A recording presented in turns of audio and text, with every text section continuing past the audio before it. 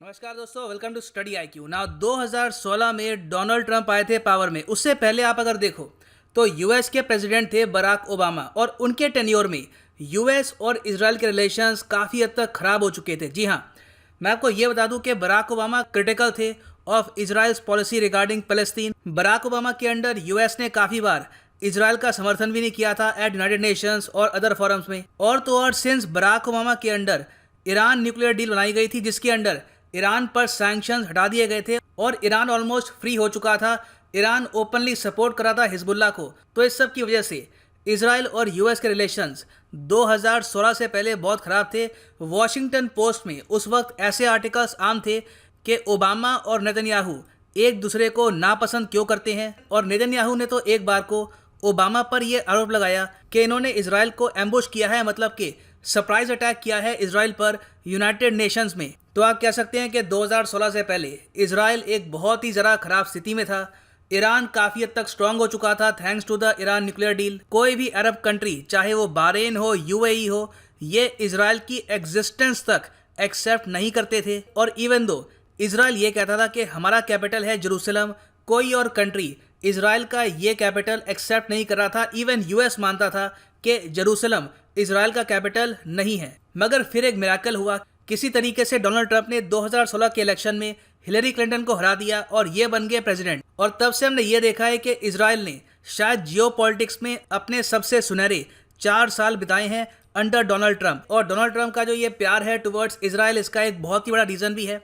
Donald Trump के जो US में वोटर्स हैं उसमें बहुत ही इंपॉर्टेंट सेक्शन है इवेंजेलिकल क्रिश्चियंस का, जो ये मानते हैं कि इजराइल पर्टिकुलरली जेरूसलम एक बहुत ही इंपॉर्टेंट लोकेशन है फॉर क्रिश्चियनिटी। जेरूसलम में जीसस क्राइस्ट फिर से वापस जन्म लेंगे, तो उनके फॉलोअर्स के लिए जेरूसलम इजराइल काफ़ी इंपॉर्टेंट है।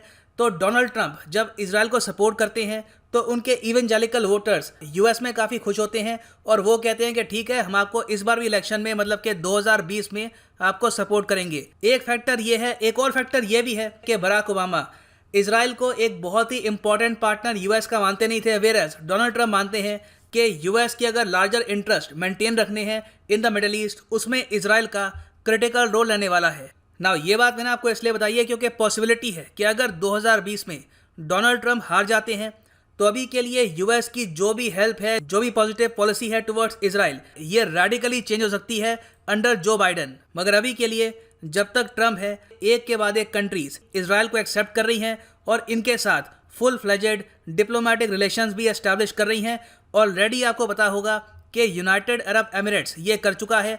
अब यूएई के बाद सेकंड अरब कंट्री बना है बहरीन। इसके बारे में मैंने आपको पहले बता दिया था कि इन द फ्यूचर हो सकता है कि बहरीन एस्टैब्लिश कर दे full fledged diplomatic relations with Israel. और अब ये हो चुका है, इस पर डील भी साइन हो चुकी है। इस पर ऑफिशियल डील वॉशिंगटन डीसी में साइन होगी सितंबर 15 में। मगर अभी के लिए इन प्रिंसिपल दोनों कंट्रीज ने एग्री कर लिया है कि पुराने इश्यूज को भुलाकर ये फोकस करेंगे on building strong ties between Israel और बहरीन। तो डिस्कस करते हैं इस टॉपिक को, बहुत कुछ आपको जानने को मिलेगा।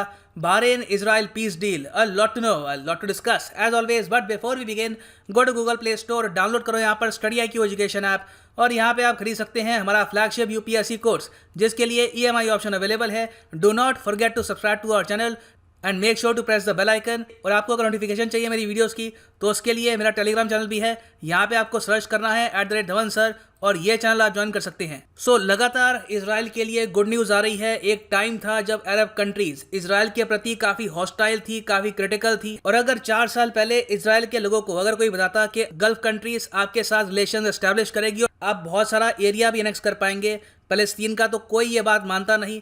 मगर आज के समय ये सब हो रहा है। डोनाल्ड ट्रंप की गाइडेंस के अंडर बहरीन ने एक्सेप्ट कर लिया है इजराइल को एज ए कंट्री। इसका मतलब ये है कि बहुत ही जल्द इजराइल और बहरीन ट्रेड करना स्टार्ट कर देंगे। दोनों कंट्रीज़ के बीच में जो फ्लाइट्स हैं ये ऑपरेट करना स्टार्ट कर देंगी। टूरिज़्म होगा। दोनों कंट्रीज़ अगर चाहें तो साइंटिफिक प्रोजेक्ट्स, कल्चरल प्रोजेक्ट्स ये सब कर सकती हैं। सो आप लार्जर कंटेक्स्ट में देखो तो it is good for Israel and Bahrain. और एग्जाम पर्सपेक्टिव से ये याद रखना कि इजराइल और यूनाइटेड अरब एमिरेट्स का जो एग्रीमेंट साइन हुआ था उसका नाम है एब्राहम अकॉर्ड। ये बहुत ही इंपॉर्टेंट है, make sure to remember this. Now Bahrain second Arab country है जिसने इजराइल को एक्सेप्ट किया है। मगर हम अगर बात करें मुस्लिम मेजॉरिटी कंट्रीज़ की, तो उसमें बहरीन तीसरा देश है, क्योंकि इससे पहले यूनाइटेड अरब एमिरेट्स के बाद कोसोवो। ना कोसोवो देखो, एज इंडियंस हम लोग कोसोवो को एक देश मानते नहीं हैं, मगर यूएस मानता है कि कोसोवो सर्बिया का पार्ट नहीं है, ये एक इंडिपेंडेंट कंट्री है। तो यूएस के पर्सपेक्टिव से आप अगर देखो तो कोसोवो ऑलरेडी इसराइल को एक्सेप्ट कर चुका है under Serbia Kosovo peace deal, जिस पर मैं एक ऑलरेडी वीडियो बना चुका हूं। आपको बस सर्च करना है सर्बिया कोसोवो, आपको वो वीडियो मिल जाएगी। तो उस वीडियो में मैंने आपको बताया था कि कोसोवो और सर्बिया दोनों रिलेशंस एस्टैब्लिश करेंगे विद इसराइल। जो इनकी एम्बेसीज है ये भी मूव करेंगे from Tel Aviv to Jerusalem. और इन द फ्यूचर पॉसिबिलिटी है कि ओमान एक बहुत ही बड़ा देश है गल्फ रीजन में, वो भी इसराइल को एक्सेप्ट कर सकता है। और सऊदी अरेबिया की भी पॉसिबिलिटी है, अगर मान लीजिए डोनाल्ड ट्रंप जीत जाते हैं 2020 में, तो मोस्ट प्रॉब्ली सऊदी अरेबिया भी एक्सेप्ट करेगा इसराइल को as a country. Now Bahrain है कहाँ पर ये जान लो, ये आपके सामने है गल्फ रीजन। हम यहाँ पे बात कर रहे हैं इस एरिया की, ठीक है। बहरीन एक बहुत ही छोटा सा देश है, यहाँ पे आप देखोगे ये इसको हम कहते हैं गल्फ रीजन। और यहाँ पे आप अगर जूम करोगे तो आपको मिलेगा बहरीन। बहरीन बहुत करीब है कतर के और सऊदी अरेबिया के। आबादी है इस देश की सिर्फ 15 लाख और इस देश का साइज है सिर्फ 780 स्क्वायर किलोमीटर्स। कंपैरिजन के लिए ये मान लो कि मुंबई का एरिया है 603 स्क्वायर किलोमीटर्स। और इस साइज की वजह से बहरीन है एशिया का तीसरा सबसे छोटा देश। एशिया का सबसे छोटा देश कौन सा है साइज के हिसाब से? It is Maldives. Second number पे है सिंगापुर और थर्ड नंबर पे है बहरीन। नाउ इवन दो ये काफ़ी छोटा देश है, आबादी बहुत कम है, मगर यहाँ पे डेवलपमेंट आपको काफ़ी हाई मिलेगी। बहरीन एक ऑयल रिच कंट्री है, ये पार्ट है of the Organisation of Islamic Cooperation, Gulf Cooperation Council का ये पार्ट है, अरब लीग का पार्ट है। उसके अलावा ये नॉन अलाइंड मूवमेंट का भी पार्ट रह चुका है इन द पास्ट, अभी भी पार्ट है, मगर इन द पास्ट ये कंट्री काफ़ी एक्टिव था। एक और काफ़ी इंटरेस्टिंग बात यह है कि इवन दो बहरीन के पास बहुत सारा क्रूड ऑयल है, बहरीन ने कभी भी ओपेक को ज्वाइन नहीं किया, क्योंकि चाहते नहीं है कि इनके ऑयल एक्सपोर्ट या फिर इनके ऑयल प्रोडक्शन पर ओपेक का कोई कंट्रोल हो। ये बहुत ही छोटा देश है, ये अपने हिसाब से एक ऑटोनोमस निर्णय लेते हैं रिगार्डिंग ऑयल एक्सपोर्ट। और सिंस इनका एक्सपोर्ट इतना ज़्यादा है नहीं, तो ओपेक को भी इससे ज़्यादा फर्क पड़ता नहीं है। सो बहरीन आपको याद रखना है, it is not a member of OPEC. Now जो ये सारी न्यूज़ है इसराइल को एक के बाद एक जो अरब कंट्रीज़ हैं ये एक्सेप्ट कर रही हैं, ये इंडिया के लिए क्या अच्छी बात है? देखिए बहुत अच्छी बात है।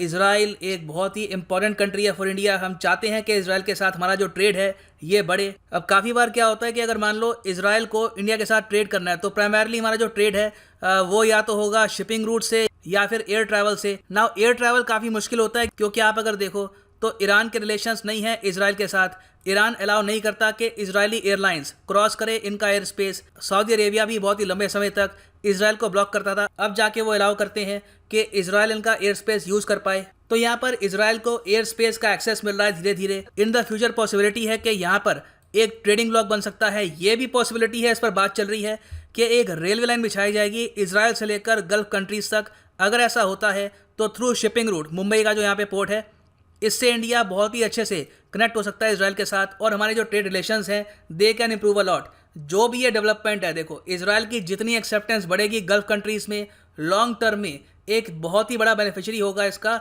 India. So for the time being ये है एंड इस वीडियो का। Thanks for listening and as always God bless you all.